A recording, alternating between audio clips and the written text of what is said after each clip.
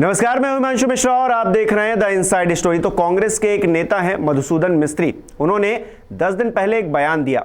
उन्होंने कहा कि गुजरात के जो चुनाव होने जा रहे हैं उनसे प्रधानमंत्री नरेंद्र मोदी की औकात पता चल जाएगी। अब उस वक्त तो कोई हंगामा नहीं हुआ, हालांकि थोड़ा बहुत रिएक्शन बीजेपी की तरफ से निकलकर सामने आया, लेकिन आज जब प्रधानमंत्री नरेंद्र मोदी नवसारी पहुंचे तो उन्होंने खुद ही जवाब दिया और कहा कि मेरी कोई औकात नहीं है, मैं सेवादार हूं, मैं जनता की सेवा करता हूं, मेरी कोई भी औकात नहीं है। तो ऐसे में जो बयान दिया गया मधुसूदन मिस्त्री की तरफ से, उसका करारा जवाब प्रधानमंत्री नरेंद्र मोदी की तरफ से दे दिया गया। तो क्या नरेंद्र मोदी ने औकात दिखा दी? उन्होंने किसको औकात दिखा दी, कैसे औकात दिखा दी, इसी पर बात होगी। और ये जो चुनाव है, क्या अब औकात पर लड़ा जाएगा? कोई और दूसरा मुद्दा नहीं बचा है क्या? डॉक्टर संजीव त्रिवेदी जी, वरिष्ठ पत्रकार हमारे बीच है। संजीव जी, औकात पर चुनाव हो रहे हैं, विकास पर नहीं हो रहे हैं, या फिर तमाम और मुद्दे हैं उन पर नहीं हो रहे हैं, औकात पर हो रहे हैं, एक दूसरे को जवाब दिया जा रहा है। नहीं, उसी भाषण में प्रधानमंत्री ने यह भी कहा कि विकास पर बात करो, हाँ, औकात की बात क्यों करते हो। लेकिन यहाँ पर प्रश्न अब ये नहीं रहा कि चुनावी मुद्दा कौन सा रहेगा, औकात की बातें या एक दूसरे को परखने की बातें वो मुद्दा रहेंगी, या फिर विकास के मुद्दों पर बातचीत होगी। दरअसल यहाँ इस आदान प्रदान से एक चीज़ का लाभ हुआ, वो ये कि प्रधानमंत्री अपने आप को चुनावी मुद्दा में तब्दील करने में सफल हो गए। हमेशा की तरह भारतीय जनता पार्टी को ये लाभ हुआ, हमेशा की तरह, क्योंकि जब हम लोगों ने देखा है नरेंद्र मोदी जहां पर मुद्दा बन जाते हैं या फिर उन पर जब पर्सनल अटैक होते हैं तो भारतीय जनता पार्टी को इसका सीधा फायदा चुनाव में मिल जाता है। जहाँ 11 तारीख जी हो या फिर राहुल गांधी खुद भी हो। हाँ, बिल्कुल। 11 तारीख को जब ये बयान आया था तो उस दिन ही दबे ज़बान कांग्रेस पार्टी के लोग कह रहे थे कि ये ज़रूरी नहीं था मधुसूदन मिस्त्री के लिए इस तरह की कोई बात कहना।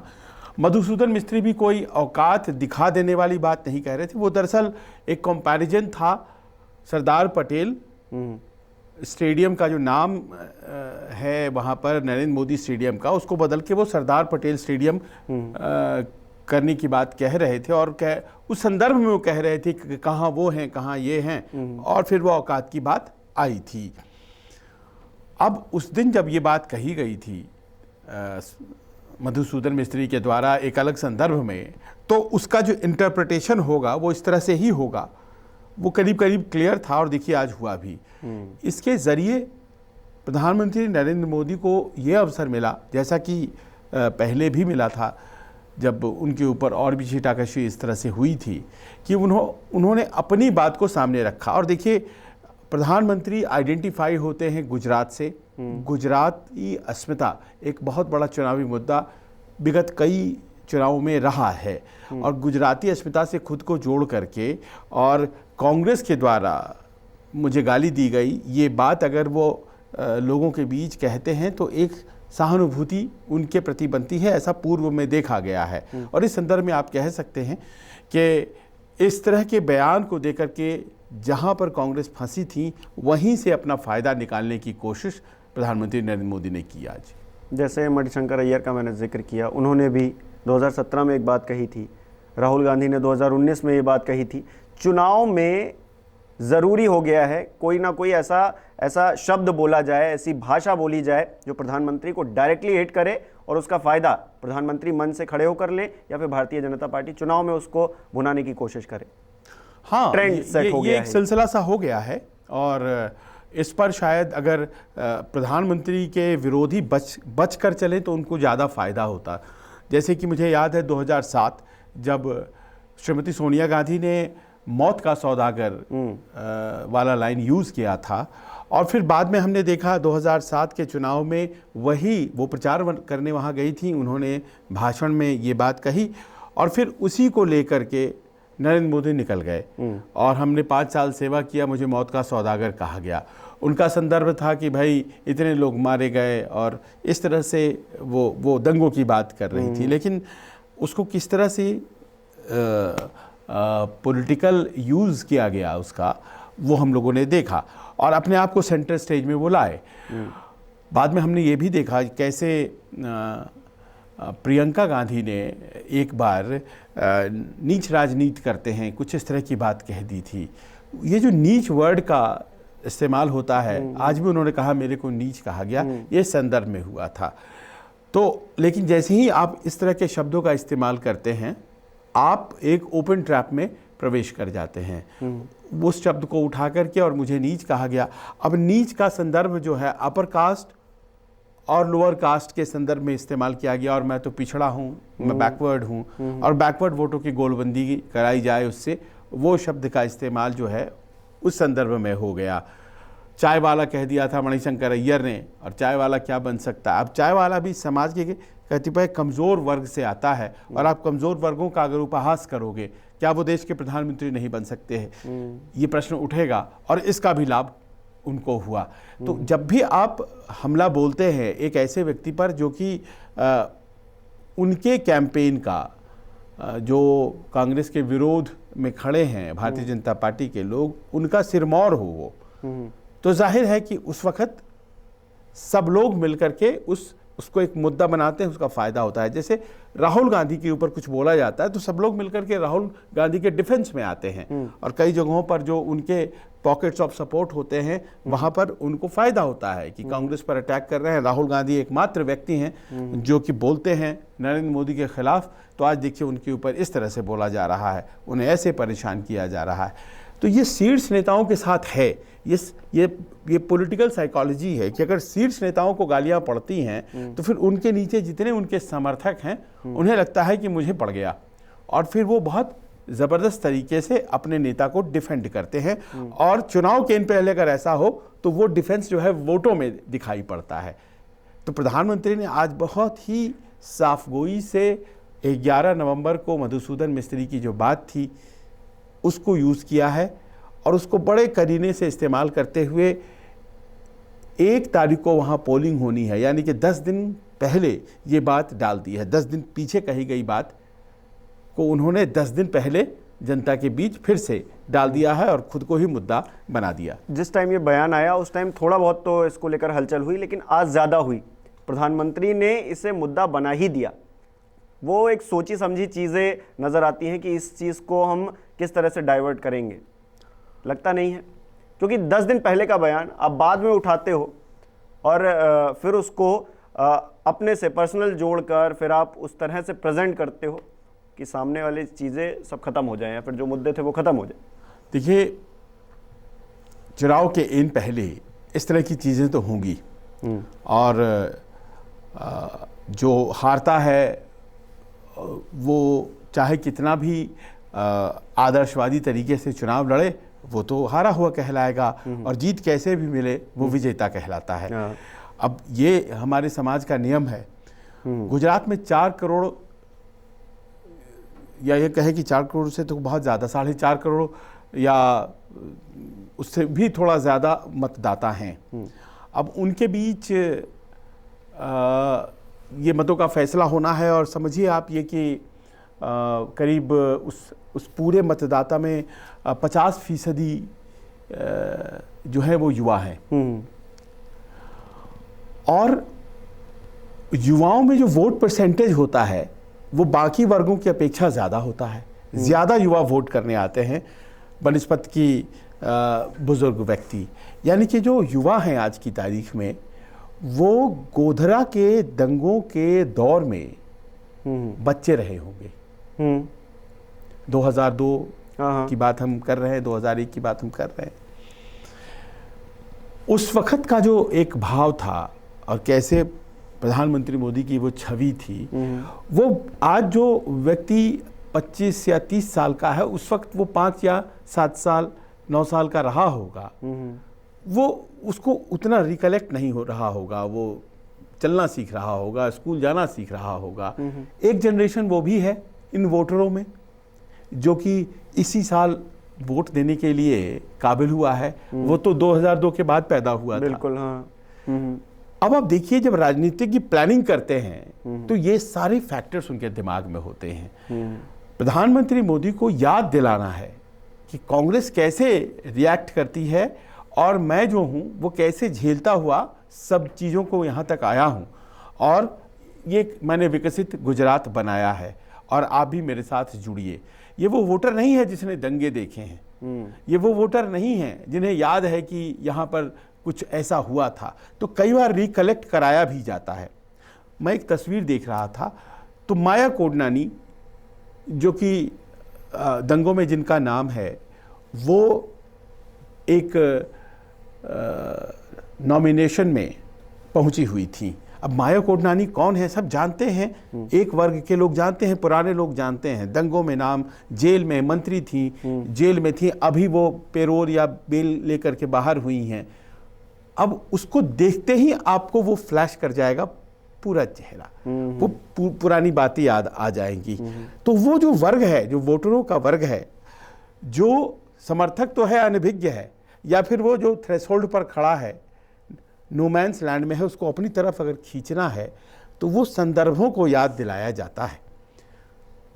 वैसे लोगों को टिकटें भी दी गई हैं जो फलां की पुत्री हैं भाई, जिनका कि दंगों में नाम था, उनके परिवार वाले हैं। उस तरह के लोगों को आप ऐसे लोगों को क्यों लेकर के सामने आते हैं? इनसे वो इतिहास जो है वो वर्तमान में चला आता है। ठीक उसी प्रकार इस तरह की बातों को आप क्यों करते हैं? वो जो इतिहास जिसके दम पर चुनाव जीता गया था, जिन बातों को कह करके, जिन बातों के बारे में बात करके, उन बातों को आप बहुत ही चुपचाप तरीके से वर्तमान में लेकर के आ जाते हैं। मौत का सौदागर कहा था, अब यूं ही अगर बोल देते तो असर नहीं होता। आज मुझे औकात वाली बात दिखाई, पहले मुझे मौत का सौदागर कहा, फिर मुझे नीच कहा। तो इस तरह से आपने एक कहने का अवसर जो दिया, उसके अवसर का इस्तेमाल इस तरह से किया गया और पूर्व और वर्तमान दोनों को एक साथ खड़ा कर दिया गया। जो पहले के वोटर हैं वो तो देंगे ही समर्थन, लेकिन जो नए वाले आए हैं उनको भी बताइए कि कांग्रेस दरअसल मेरे साथ क्या करती है। आज का बयान जो है उनका दिलचस्प इसलिए भी है क्योंकि वो 2 दिन से वहाँ हैं, अब तक नहीं बोले, किसी भी रैली में नहीं बोला उन्होंने। 10 दिन हो गए, कोई ज़्यादा बातचीत नहीं हुई। आज बोला जब उसी क्षेत्र में राहुल गांधी भी थे, और राहुल गांधी उस क्षेत्र में उनकी मौजूदगी और ये औकात की बात करना, इतनी पुरजोर तरीके से उसमें परिवारवाद की भी बात कर डालना, या फिर आप पूरे इतिहास को कांग्रेस के गिना डालना, ये भी एक स्ट्रेटजी प्रधानमंत्री नरेंद्र मोदी। आप देखिए, क्षेत्र विशेष की पहचान करिए। सुरेंद्र नगर में उन्होंने ये बात कही है।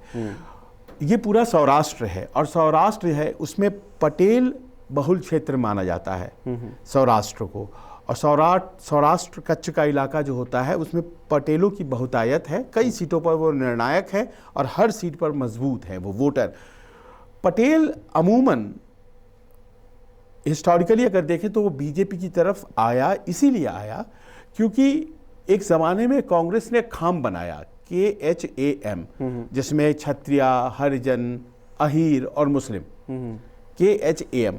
तो ये बना करके एक मजबूत पटेलों की जो कौम थी उसके खिलाफ उन्होंने एक मजबूत गठबंधन खड़ा कर दिया कांग्रेस ने।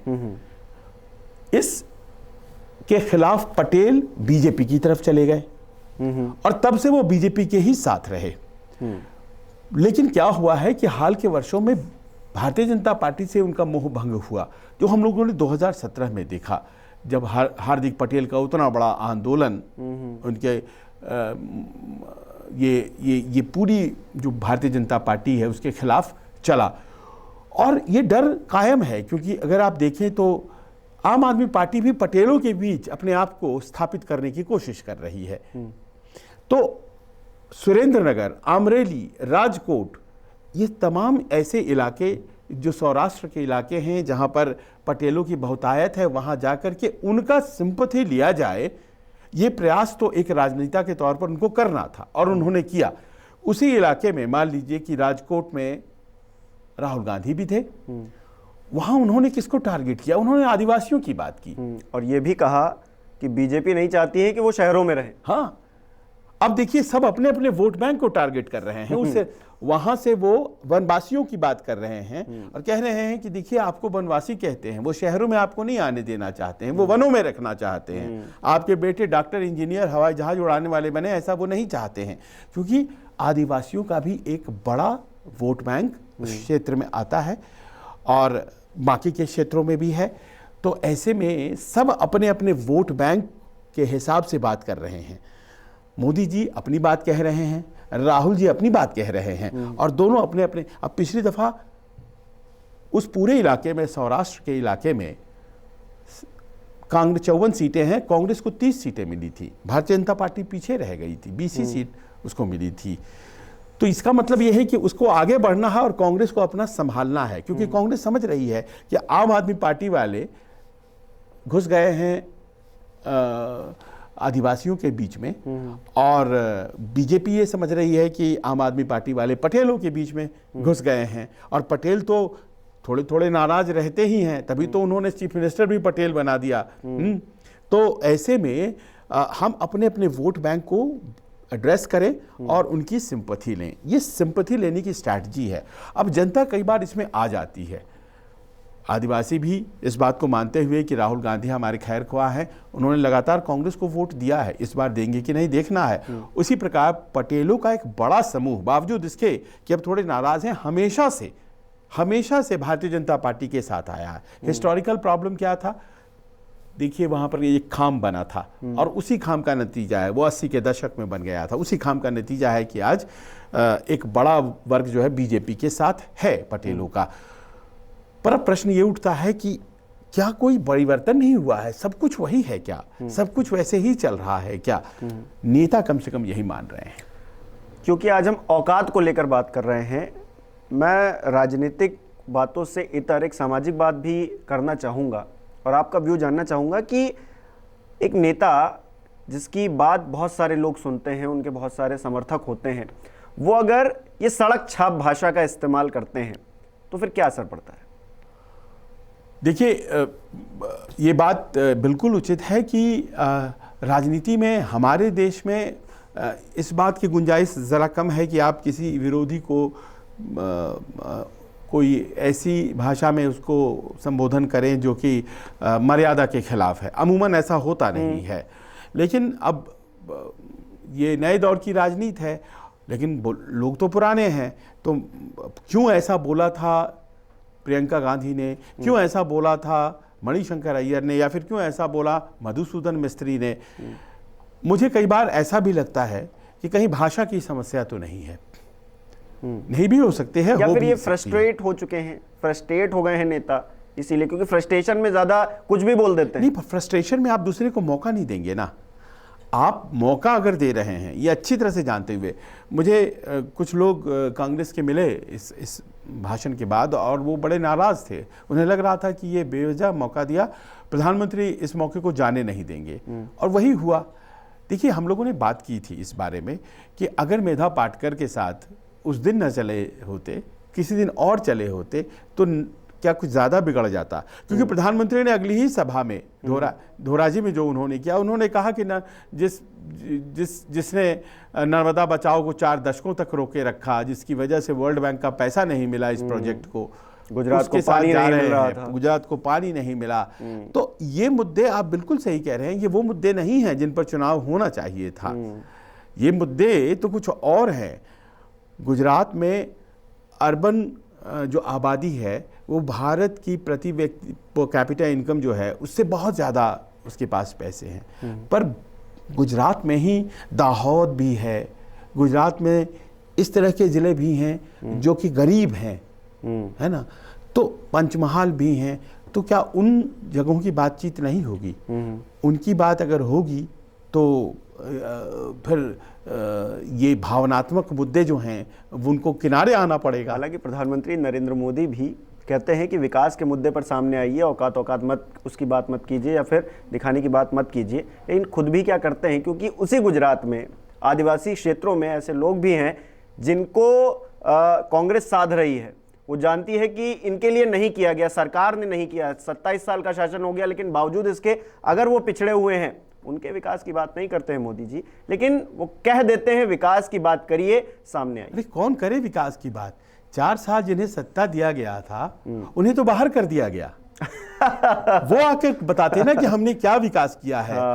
विजय रूपाणी तो मुझे दिख ही नहीं रहे हैं। विजय रूपाणी 4 साल मुख्यमंत्री रहे, उसके पहले भी मुख्यमंत्री रहे, और अचानक से वो है ही नहीं। तो कौन करेगा विकास की बात? प्रधानमंत्री तो प्रधानमंत्री है ना, वो तो दिल्ली में बैठते हैं। तो जो प्राइमरी तौर पर रिस्पॉन्सिबल थे वो तो वो लोग थे ना, वो कहाँ हैं जिनसे हमें पूछना है? वो भूपेंद्र सिंह चुडासमा कहाँ हैं? वो नितिन पटेल किधर है? वो विजय रूपाणी कहाँ हैं? ये लोग तो हैं ही नहीं। तो किससे करें विकास की बात?